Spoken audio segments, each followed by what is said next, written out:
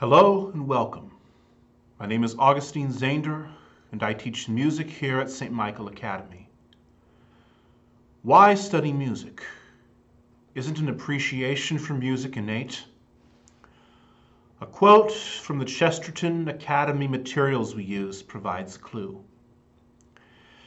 An unbelievable amount of historical, cultural, and philosophical information can be learned from music, if we are attentive and have the right teacher to show us the way.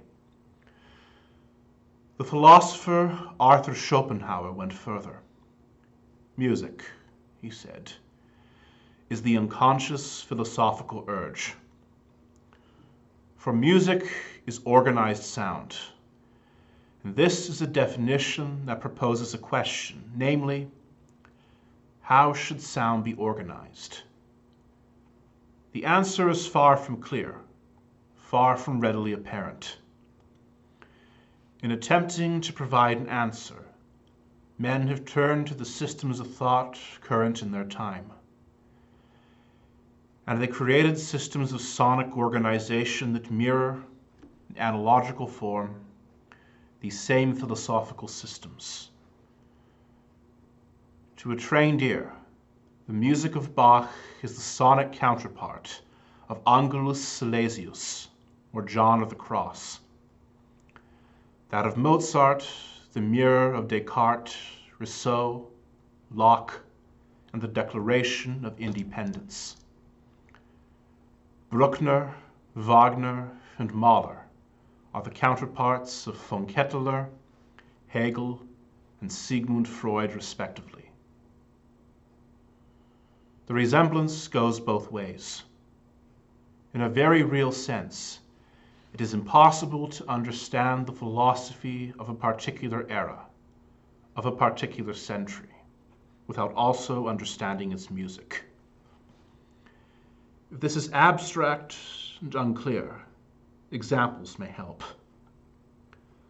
Listen to the opening of Bach's familiar Chacon, for instance, from the Partita No. 2 in D minor, and compare it as a complement to a piece written 300 years later, say Stravinsky's The Rite of Spring. When the experiment is made, the difference between the two will be readily apparent to the ear. Not so apparent to the ear may be the reason for the difference. The Bachs Chacon is a continuously repeating harmonic pattern, a simple chord progression that repeats over and over for nearly 20 minutes. On top of this simplicity, Bach erects a superstructure of dazzling complexity and beauty. Why would such a procedure be interesting to him? And why would it have interested his early 18th century contemporaries? To give a single answer will be crude, but certainly one cannot help drawing a parallel between Bach's formal procedure and the religious thought of the period. To a devout Lutheran like Bach, the simple, the unutterably, laughably simple, repeating chordal pattern would perhaps suggest the helpless nature of man laid low by sin. The dazzling superstructure, protean in form and self-perpetuating in content, would then have been a fitting icon for divine grace, freely given and transforming sinful nature. Now, the Stravinsky Rite of Spring, it so happens, is in a sense consciously modeled on Bach, or at least its formal procedures harken back to the formalistic procedures of Bach's time. There is an emphasis on order and clarity, as opposed to emotional turgidity. But note the difference that 3 centuries have wrought. Where in Bach a single perceptible thread of order, divine order perhaps, could be traced throughout, Stravinsky is much more disjointed, anarchic even. There is, very evidently, a surface violence and more than a surface violence to the music. For it is the product of a violent age, an age of violent philosophies, of Nietzsche, Marx, and Sorel, an age that will explode into 2 world wars, into atomic warfare, the age of the Holocaust, the age of annihilation of populations, the age of total mobilization. Now, Stravinsky has in fact invested his music with a very high degree of unity, but the order which vivifies the composition is not so readily apparent. It is hidden.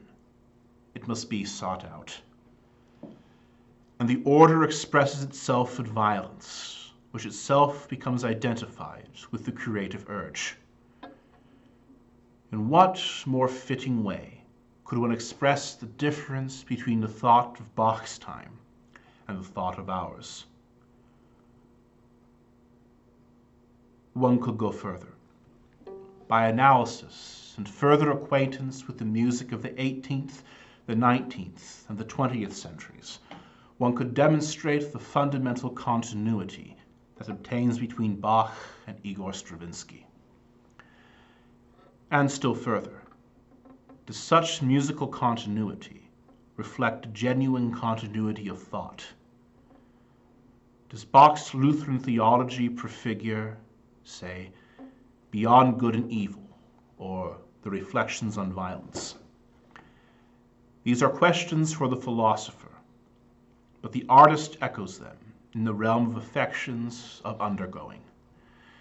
In music, one is plunged straight into the chaos, into the marching order of Western thought.